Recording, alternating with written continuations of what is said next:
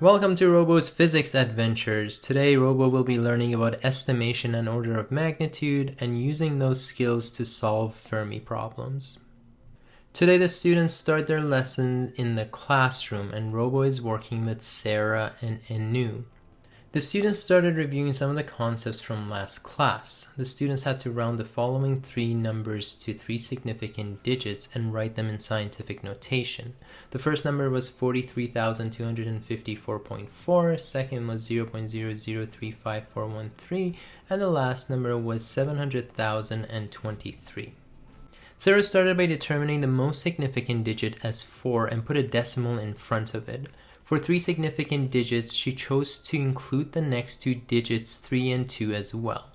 She then looked at the next digit, which was a 5. Since the digit right after the least significant value was a value between 5 and 9, she knew that she needs to round up her least significant digit.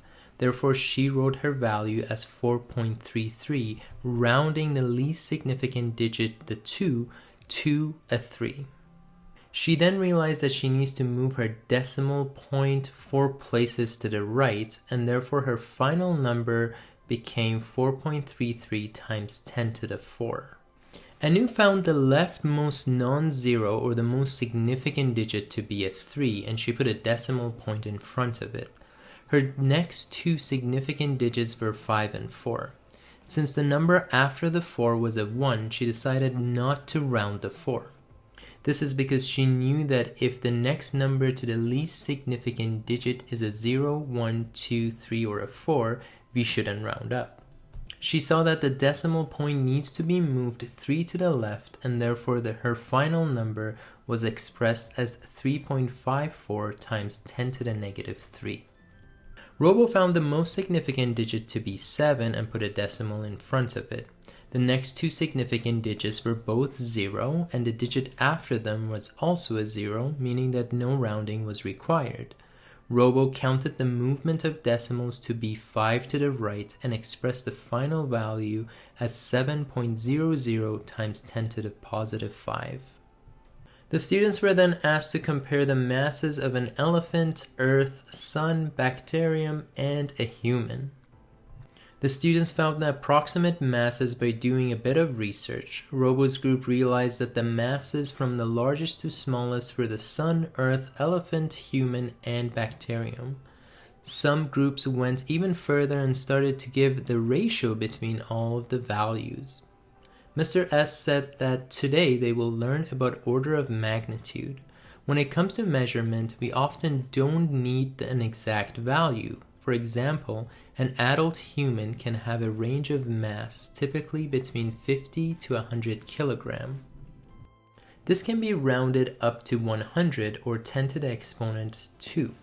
The order of magnitude will be the exponent of 10, and in this case it will be a value of 2. The mass of an elephant is approximately 5,000 kilograms. This one is a bit tricky because 5 is a number in the middle, and if we were to round down, we would get 1,000 kilogram, which is 10 to the exponent 3, or order of magnitude of 3. And if we were to round up, we would have 10,000 kilograms, which is 10 to the exponent 4, or an order of magnitude of 4. As a standard practice for now, we will round 1 to 4 down and 5 to 9 up. If we wanted to compare the ratio of a mass of an elephant to a human, we would simply subtract 2 by 4 to get a value of 2. This would mean that an elephant is approximately 10 to the exponent 2 or 100 times heavier than human. Robo's group then started discussing their numbers. Robo said that the sun is 2 times 10 to the 30 kilograms. Since 2 is less than 5, then we don't round it up to the 10.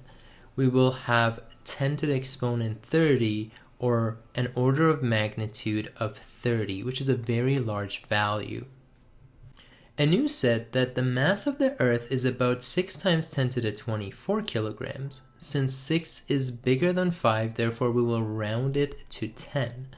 10 to the 1 times 10 to the 24 is same as 10 to the 25. With order of magnitude of 25. This is also a very large number. Sarah said that the mass of a bacterium is 9.5 times 10 to the negative 16. Since 9.5 is bigger than 5, we will round it to 10. 10 to the 1 times 10 to the negative 16 is equal to 10 to the negative 15, or an order of magnitude of negative 15. This is a very small number. Robo then said that the mass of the sun divided by mass of the earth will be 10 to the 30 divided by 10 to the 25. When we divide numbers with the same base, we subtract their exponents. In this case, we will get 10 to the exponent 5. This is same as subtracting their order of magnitude to get 5. This would mean that the sun is about 10 to the exponent 5, or 100,000 times heavier than the earth. Anu said to get the ratio of the mass of the earth and the mass of the bacterium, we would subtract their order of magnitudes. We will get 25 minus negative 15, which is equal to 40. That's a very large number. Sarah said to get the ratio between the masses of the sun and the bacterium, we would subtract the order of magnitudes to get 45. This would mean that the sun is approximately 10 to the exponent 45 times bigger than the bacterium. That is crazy. Mr. S said, now we will look at Fermi problems. Fermi was a legend who developed an amazing ability to find reliable answers to complex problems using simple reasoning. First, we need to figure out the key ideas that we may need to solve problems. Then, we need to estimate numbers for our key ideas with good reasoning. Then, we need to connect these ideas using mathematics. Let's look at how many liters of water would Canadians drink every year. Robo's group thought that the key ideas that are needed here are the population of Canada, how much each person drinks every day, and the number of days in a year. Sarah suggested that last time she checked, the population of Canada was about 36 million. The population has probably increased by then, but 40 million would probably be a good estimation. Since million represents 10 to the 6, then 40 millions can be written as 40 times 10 to the 6, or 4 times 10 to the 7. Anu suggested that based on the last time she checked, the daily recommended water intake for an adult is about 2 to 4 liters. They knew that not all of the population in Canada are adults, so they decided to use the lower value of 2 liters. Robo said that each year has approximately 365 days, which is a known value. We can estimate this as 400 or 4 times 10 to the 2 to make our calculations easier. To connect the information, they multiplied the number of people in Canada by the amount of water that each person drinks per day by the number of days per year. This came out to be roughly 3.2 times 10 to the 10 liters. Although this number might not be an exact value, it is a good estimation for this situation. Mr. S then asked students to estimate how many dice would have the same mass of an adult human. Robo's group listed the key ideas as mass of the person and mass of one die. Mass of a person is approximately 70 kilograms, which can be rounded up to 100 or 10 to the exponent 2. The mass of a die is very light. As a group, they decided it's somewhere between 5 to 20 grams. This could be rounded to 10 grams or 10 to the negative 2 kilograms. To figure out how many dice would have the same mass of an adult human, they connected the information by dividing the mass of a person by mass of a die. The order of magnitude for this became 2 minus negative 2, which is 4. This would mean that the number of dice required to get the mass of an adult human is approximately 10 to the exponent 4, or 10,000. Mr. S then asked students to estimate how many liters of air do an average adult breathe per day. Robo's group thought of the key ideas as volume of the lungs, number of breath per minute, number of minute per hour, number of hours per day, and the conversion required to change the units of meters cubed to liters. Knowing the approximate location of their lungs, the students estimated the base height and the width of their lungs as approximately 20, 20, and 10 centimeters respectively. Robo said, "Do you folks take full breaths each time you breathe?" Anu said that she thinks she breathes approximately 10 to 50% of her lung capacity, and therefore the students decided to use the lower bound and estimate all values as 10, 10, and 10. Robo measured how many times Anu and Sarah breathed every minute. They breathed about 10 to 20 times, and as a group they decided to use 10 to the 1 as their approximation. They knew that there are 60 minutes in an hour and 24 hours per day.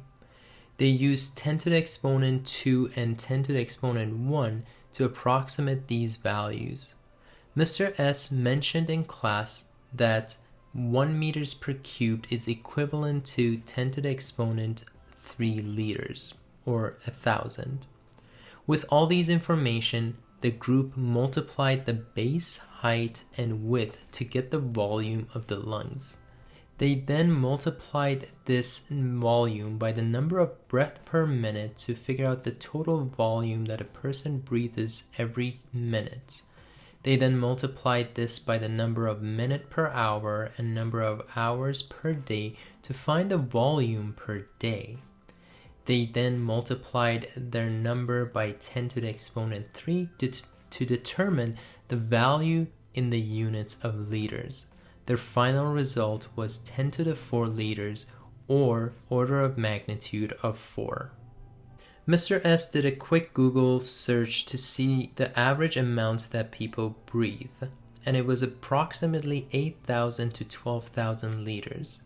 This made Robo's group very happy as their number was a great representation of this data. The students were happy to learn a new way to approximate the answer to very complex situations. It's a very important skill to know that there is not always one correct answer to real-life problems. Approximation is an excellent tool to help us figure out an answer to problems without the use of technology. This is going to be an important skill later in our journey. Let's see what skills will Robo learn in its next journey.